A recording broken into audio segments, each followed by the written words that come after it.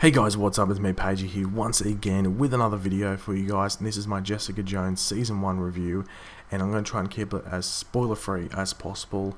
I don't think I will mention any spoilers in this video, but if you do going to enjoy it, leave a like, leave any comments on what you thought of Season 1 of Jessica Jones, and subscribe if you're new. I will be bringing out an Easter eggs video for it, all the Easter eggs that I could note of, probably tomorrow, so subscribe if you want to see that. But yeah, let's get straight into the review. So obviously Jessica Jones is the follow-up to the highly successful Season 1 of Daredevil, which basically kick-started the road to the Defenders miniseries that we'll be getting. And obviously between now and then we'll be getting a Luke Cage series and an Iron Fist series. Hopefully the Iron Fist series seems to be on the edge of just being canned completely, but hopefully it doesn't, because we want more shows to watch, let's be honest.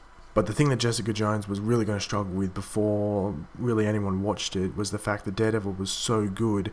How would Jessica Jones compete? And also Jessica Jones isn't that well known of a character. You think they would have gone with maybe Luke Cage or even Iron Fist to really go after Daredevil, but I think they made the right move with Jessica Jones just to set up certain other series that are coming along.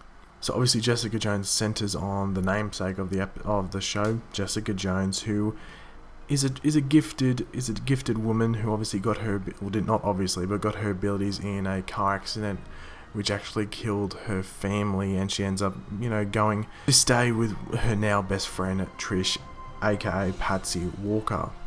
Now if you read the comics you'd know who Patsy Walker is, but as I said, I'm going to try and keep it as spoiler free as possible, so you can Google it if you want to know who Patsy Walker is actually in the comics. So throughout the show, Jessica actually struggles with certain, like, post-traumatic stress disorder, and also just sometimes like paranoia almost about her past and what happened after she started to use these abilities for good, and how she was actually controlled by a man named Kilgrave. Now she actually has nightmares about Kilgrave and all the stuff that he made her do, because Kilgrave has the ability to basically tell someone what he wants them to do and they have to do it. So if you can imagine her, with her abilities, which include super strength and even the ability to jump, it's almost like in the comics it's flying, but in the show they make it like it's guided falling with high jumping. It's really weird. But imagine those powers with his ability to just tell her what to do. The stuff that, imagine the mischief that he'd be able to get up to. So really the season revolves around her trying to overcome this and actually defeat what is causing these nightmares. Now the one thing I really liked about Season 1 of Jessica Jones was the way it flowed. I think it flowed a lot better than Daredevil did. I think with Daredevil, I definitely think you could binge watch Daredevil, but I think that Jessica Jones is a much more binge watchable show. I think it's really like the definition of a Netflix show in regards to like the most superhero one that they could do. And what I mean by this is that at the end of every single episode of Jessica Jones, it's sort of left, I wouldn't call them cliffhangers, some of them were cliffhangers, don't get me wrong, but it just ended on something that, like, you were just like, ooh, I really want to know what happens now. I'm going to watch the next episode. And then it's like 3 episodes down the track and like, crap, it's 3 a.m. I should probably go to bed. Now, personally, I didn't binge watch it. I watched about 3 episodes a day, roughly, maybe even 2 sometimes, just because I don't like to overload my brain. I just like to watch it when I want, watch it while I'm relaxing, try not to get through it. And I did the exact same thing with Daredevil.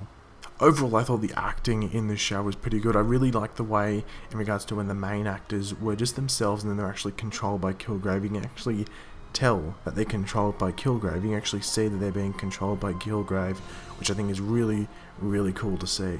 And one little mention, there are a lot of Australian actors in Jessica Jones. I think there was 4 from what I could count, just because I've actually seen them on Australian TV, and I was like, oh, I know who that guy is, I know who she is. I think there's 4, there's maybe 5, I know there's definitely 4, but there might be 5. Kristen Ritter as Jessica Jones I think was a really good casting. I think she does a really good job. Obviously they could have gone for someone that actually looks more like Jessica Jones in the comics, and they could have gone down that road, but I think the way that they went with Kristen Ritter was a good road to go down, and I think she did a really good job. Mike Coulter, I think his name is, as Luke Cage, did a really good job as well, and they do set up Season 2 in Season 1. Well, in my opinion they do. I think in a lot of people's opinion they do, but I won't spoil it obviously, because it is not really integral to the Season 1 storyline, but it is mentioned a lot, and I think it would ruin some parts if you have not watched it yet. In regards to what is the best bit, like is it like episodes 1 to 5, episodes 5 to 10, episodes 11 to 13, what is the best section of episodes?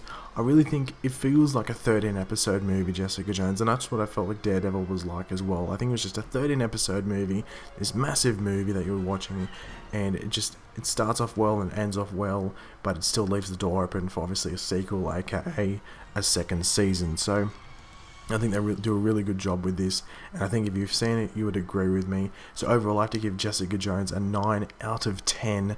It was just really good. There obviously is some issues, like not major issues, but there was certain subplots we just didn't which you didn't really care about, such as the lawyer was going through, what Trish Walker was going through in some cases in regards to like relationships and stuff like that. Some neighbors in Jessica's apartment. They sort of stretched out that a bit, but I guess they have to when it's like 45 to 50 minute episodes, and it's 13 episodes, and it's trying to tell the storyline. They sometimes have to waste 5 minutes or so, and I guess they had to do that, so it did lose some points there. But overall, I think the show is really, really good. I think everyone has to watch it. Don't get scared off because you don't really know who the character is. It sounds really boring. Oh, Jessica Jones, what kind of superhero name is that? Don't get pushed away by that. Definitely give it a watch, and I highly recommend it. So if you enjoyed the video, leave a like if you enjoyed Jessica Jones. Comment what you thought on the season 1 and what you think they could do in season 2, and subscribe if you are new. And as I said before, I will be bringing out the Easter eggs video tomorrow, so be on the lookout for that, and I will catch you guys later. Goodbye.